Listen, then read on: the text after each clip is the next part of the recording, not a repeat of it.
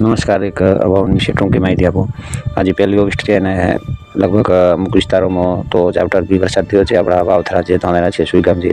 જ્યારે આજે બોર્ડર પટ્ટીના મહાસીથી લઈને ખારાકોડા સુધીના અમુક ગામડાઓમાં અત્યારે ખાસ ધાન્ય પાકોને વરસાદની જરૂર છે.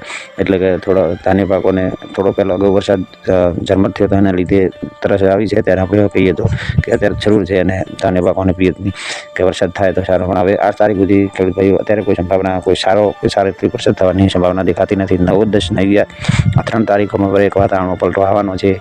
એ મારા અનુભવ પ્રમાણે કહું છું. જો વરસાદ થાય તો એ આપણે નસીબદાર કહેવાય ને. અને લગભગ મારા અંદાજ મુજબ થવો પણ જોઈએ. ભગવાન જાણે સાંભળો કરે અને શિવ શંકર ભોળો નાથ આપણે ના થાય.